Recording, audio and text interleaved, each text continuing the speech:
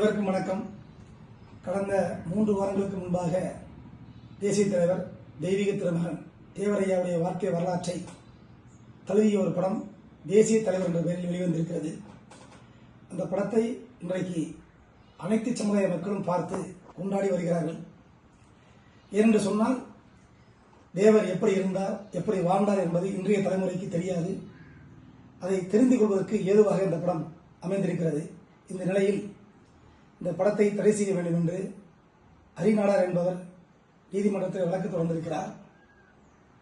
அவர் சொல்கின்ற காரணம் என்னவென்றால், ஆட்டுக்குட்டிகளை வாங்கி கொடுத்து கர்மவீர காமராஜரை தேர்தலில் நிற்க செய்தவர் தேவர் என்று பொய்யான வரலாறை இந்த படத்திலே பதிவு செய்திருக்கிறார் என்பதுதான் அவருடைய வாதம். இதற்கு எங்களுடைய பதில் என்னவென்று சொன்னால், விருதுநகர் நகராட்சி தேர்தலிலே காமராஜர் நிற்பதற்கு அன்றைய காலத்தில் வெள்ளையர் ஆட்சி காலத்தில் ஓட்டுரிமை என்பது வரி கட்டுபவர்களுக்கு மட்டும்தான். அந்த அளவிலே அன்றைக்கு காமராஜருடைய பெயரிலே சொத்துக்கள் இல்லாத காரணத்தினாலே, அவருடைய தாயார் பெயரில் இருந்திருக்கிறது, காமராஜருடைய பெயரிலே சொத்துக்கள் இல்லாத காரணத்தினாலே தேசிய தலைவர் தேவர் ஐயாவும் ஐயா காமராஜருடைய இல்லத்திலே சென்று அவர் தாயாரிடத்தில் கேட்ட பொழுதும் தனக்கு ஒரு பெண் இருக்கிறது என்ற காரணத்தினாலே சொத்துக்களை காமராஜருடைய பெயரிலே வரி கட்ட இயலாது என்று கூறிய காரணத்தினால் தேசிய தலைவர் தேவரையா அவர்கள் யோசித்து ஆட்டுக்குட்டிகளை வாங்கி முனிசிபாலிட்டிக்கு வரியை செலுத்திவிட்டு ஒரு ஓட்டுரிமை பெற்ற ஒரு வேட்பாளராக களத்தில் நிற்க வைத்தவர். அது மட்டுமல்ல, அவர் நிற்கின்ற பொழுது அவருடைய எதிரிகள் அவரை கடத்தி கொண்டு போகிறார்கள். அந்த நேரத்திலே தேவரிடத்தில் இந்த செய்தி சொல்லப்படுகிறது. உடனே தேசிய தலைவர் தேவரையா அவர்கள் கூட்டம் போட்டு அந்த கூட்டத்திலே முழங்குகிறார், காமராஜர் காங்கிரஸ் கட்சியுடைய தூய தொண்டர், தேசபக்தி உணர்வாளர், அவரை கடத்தியவர்கள் யாராக இருந்தாலும் சரி, நான் கூட்டத்தை விட்டு இறங்குவதற்குள்ளாக என் மேடைக்கு எதிரிலே வந்து அமர வைக்க வேண்டும். இல்லை என்று சொன்னால் சம்பந்தப்பட்டவர்கள் யாரும் நடமாட முடியாது என்று எச்சரிக்கை செய்கிறார்.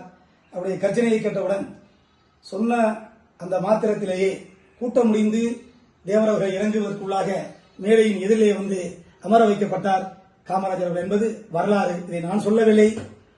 காங்கிரஸ் கட்சியுடைய தலைவராக இருந்தவர், பல்வேறு பொறுப்புகளில் இருந்தவர், பெரும் மதிப்புக்குரியவர், நாடார் சமூகத்தில் பிறந்தவர் குமரி அனந்தன் கூட்டத்திலே பேசியிருக்கிறார்.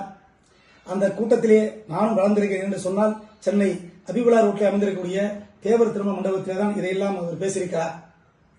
அது மட்டுமல்ல, இதே கருத்துக்களை இன்றைக்கு முதல்வராக இருக்கின்ற முதலமைச்சரும் பல்வேறு இடங்களிலே பேசியிருக்கிறார் என்பது வரலாறு. ஏனென்று சொன்னால், காமராஜருக்கு சொத்துக்கள் இல்லை என்று சொல்லவில்லை, அவர் தாயார் பெயரிலே இருந்த காரணத்தினாலே அந்த சூழ்நிலை ஏற்பட்டது. அதையெல்லாம் உடைத்து தேர்தல் நிற்க வைத்தது மட்டுமல்லாமல் கடத்தியவர்களையும் மிரட்டி மீட்டுக் கொண்டு வந்தவர் தேவர் என்பது வரலாறு.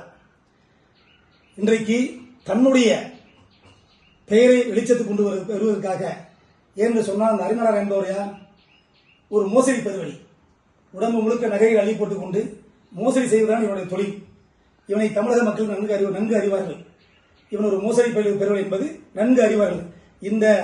இந்த பெயரை மாற்றுவதற்காக இப்படி ஒரு போலியான ஒரு நாடகத்தை அரங்கேற்றி வருகிறான்.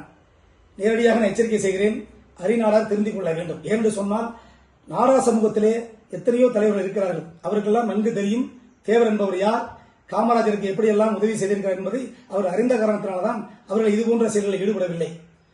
நேரடியாக சொல்லுகிறேன், ஹரிநாடார் திருத்திக் கொள்ள வேண்டும் என்று தாயகமான தமிழ்நாடு தேவர் பெருமக்கள் தெரிவித்துக் கொள்கிறேன்.